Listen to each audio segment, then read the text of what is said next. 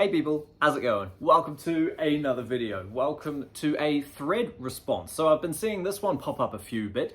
It's a metal challenge called 1, 2, 3, where you show your favorite debut album of all time by a band, your second favorite album by a band of all time, third, fourth, whatever. You keep going as high as you can until you eventually run out of albums. This was done by Metal Mickey. It's a very cool video. I've seen some people jump on board and I was like, yo, I really want to get amongst this. I don't have the biggest vinyl collection nor CDs, so to be honest, I've only got seven of them, and I'm pretty stoked for my 7. I managed to get 5 pretty easily, and then I really had to hum and ha through what 6 and 7 were going to be. So yeah, I'm just super excited to do it. If you can hear some music in the background right now, this one's not included in the count up thing.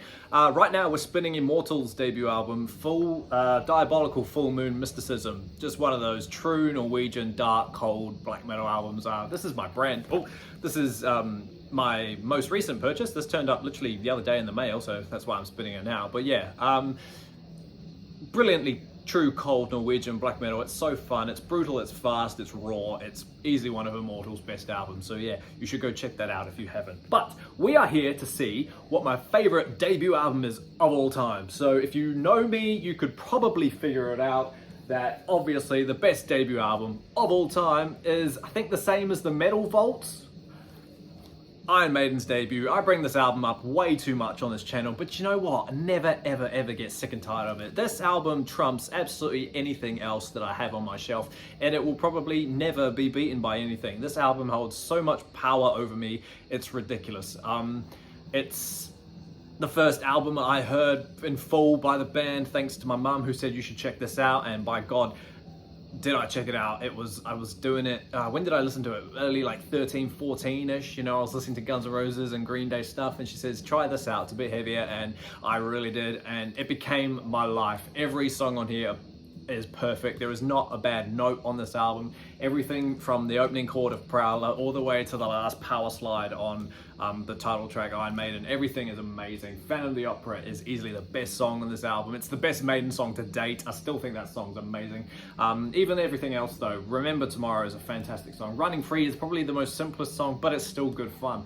Transylvania is an absolutely amazing instrumental. That's so good. And Strange World is beautifully slow, but real powerful at the same time. Charlotte Harlot is just a great fun album. And yeah, the weakest song for me is probably Iron Maiden, believe it or not, but it's still great fun anyway. Yeah, easily the best debut album of all time, one of the best albums of all time, full stop. And that's Iron Maiden's debut from 1980. My favorite sophomore album of all time goes to Rainbow, and that's Rising. Yeah, I could have chosen a few. There were some top tiers in my sophomore catalog, but I was like, nah, this one pretty much trumps a lot of the others. This is one of our most played vinyls we do. It's a bit of what I call a Saturday night album. It's fun to put on, and everyone who's around when we listen to it, they have a good time. So it's honestly great. It's only 6 track long. This one is from 1976, pretty sure. Came out on May 18, I think, something like that, May 19. Ronnie James Dio, powerful vocals. This is pretty much the blueprint for what becomes power metal later in life. If you haven't checked this album out, I really recommend you do. This is absolutely amazing. Tarot Woman is a fantastic opener. I love the funky little keyboardy thing that they get going on. It's so cool. It's a great song. The key change at the end is orgasmic. I love that song that bit so much. Run with the Wolf is fun. It kind of reminds me of Children of the Sea. It's from Heaven and Hell, the Black Sabbath album, which comes later in life as well, but it's a bit better than that one. Starstruck, Do You Close Your Eyes, they're both great. But the reason we love this album so much is because of side 2. Starstruck and Starstruck, that's on side 1. Stargazer and A Light in the Black are just wow. Stargazer is a world on its own, and A Light in the Black is just beyond anything. I can't even comprehend it. Just 2 songs, both averaging 8 minutes in length, and it's just an absolute blitzkrieg of early days power metal. It's so good. If you haven't listened to Rising, honestly, go check it out. That's the second pick we got, the favorite sophomore album of all time. Now, I had a feeling that this was going to be the favorite third album. Again, I could have chosen a few, but this one was just definitely the one. I'm talking about the 1986 thrash classic Metallica, Master of Puppets. Obviously, this one comes out from 1986. First hearing this album back when I was like 16, 17 just changed my world. Hearing the title track was just, it was like hearing Maiden's album all over again, just so much faster, heavier, and longer. It was just so brutal at the time. It was the heaviest thing I'd heard. Listening to songs like Battery was just an onslaught of just pure aggression and thrash. It was so much fun. Master of Puppets, the title track, I don't need to say anything about that song other than just, yes, just oh my god. And then everything else on the album though is absolutely amazing, and it's just as good as as the title track. The thing that should not be is such a heavy banger. It's so deep, you have to dragging it through the mud. It's such a great song. Welcome Home Sanitarium is probably the weakest song for me, the one I would skip just because it's that tiny bit slower. It's still good though. Give me a chorus on it and I'll be into it. But my god, side two, opens with the track called Disposable Heroes, and I'm going on record here to say that that song should have been the title track, I swear. It's much more epicer than Master of Puppets itself. The riff in it is, yeah, it's just an open string, but the picking just takes it away.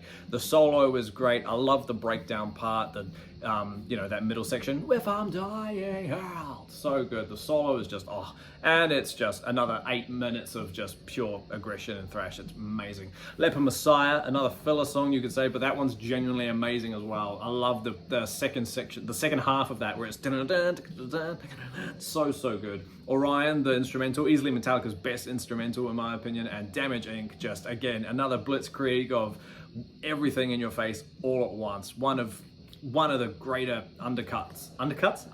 hidden gems, deep cuts off Master of Puppets, Damaging. Honestly, I don't need to tell you to check this out because I know you've already done it, but still, it's a great album. It needs to be talked about. That's my favorite third album, Master of Puppets. All right, now we're getting away from like classic albums that everybody knows. The fourth album that I've picked as my favorite fourth release is Trivium's 2008 Shogun. Yeah, I think this album is cool. It's absolutely amazing. This is the first Trivium album I heard in full. I had it on an iPod and thrashed it all day, every day at work. I just thought it was absolutely amazing. And still to this day, it's so good. It's just amazing. Just, if you've not really listened to Trivium, I would recommend starting with this album. It's all sorts of everything. They're beautifully sung metalcore stuff with some brutal aggression in the middle thrown in. It's absolutely awesome. Songs like Christe Go Men, however you want to say that, I'm not entirely sure. Torn Between Skylar and Caribus, fantastic. Down From the Sky is a beautiful song. That was the first one I heard. That's just a really fun song. That one is actually so good. Into the Mouth of Hell We March, that's great as well. These song titles themselves are just half the reason why these songs are great. Insurrection is fantastic. Of Prometheus and the Crucifix, that's great as well. I love that breakdowny section. But yeah, the title track, Shogun, the 12-minute epic, honestly, it's great fun. If you haven't delved into these guys, I would recommend check out this album. That's Shogun by Trivium as my favorite fourth album. My favorite album from number 5 is Alestorm's fifth release, and that is No Grave But the Sea. I ranked all of Alestorm. I put this one at number 1, as I've ranked most of these bands I've talked about, and every album I've picked up is the number 1 pick. So yeah, this album came out in 2017, I'm pretty sure, like May 26th or something like that, and my god, it's that perfect blend of silly pirate metal but epic pirate metal at the same time. You've got this is where you could say this is like not the start of them getting experimental and doing weird stuff, because that pretty much happened on album 3, but this one just really has that experimental side, but also with the epicness that you would maybe expect with pirate music. Honestly, the title track No Grave But the Sea is just phenomenal. I think that one's amazing. Mexico, already we're getting into some weird stuff, but you can't deny Mexico is so much fun. To the End of the World is great. It's like the wannabe epic though. It's only track 3, so it's not the epic, but it's still pretty brutal and heavy. To the Alestorm, the title track, weirdly enough, well, it's not really the title track, the band title track. It's good fun. It's an aggressive song. The storm is coming. That's just, yeah, that's got a funny video. Honestly, this album is great. Peg Leg Potion, Man the Pumps, Rage of the Pentahook. These filler songs on side B are actually amazing. And then you get the epic album closer, Treasure Island. 5 albums in, and they're finally talking about Treasure Island. Surprised it took them that long. But honestly, this album is fantastic. If you haven't checked out Ailstorm, if you're familiar with Ailstorm, but you've only heard Keelhauled or Shipwrecked, please go listen to this one. You won't be disappointed. That's my favorite 5th album, and that is Ailstorm's No Grave But the Sea. And then that's where I thought the video was going to end, but we've got 2 more. So my favorite 6th album is the album, again, that I ranked at number 1 for extreme power metalers, and that is Dragon Force with their 6th album, Maximum Overdrive. I was quite stoked to get this on LP. I found this in Australia, of all places, when I was on holiday, and I was like, yo, I will nab that. It's great.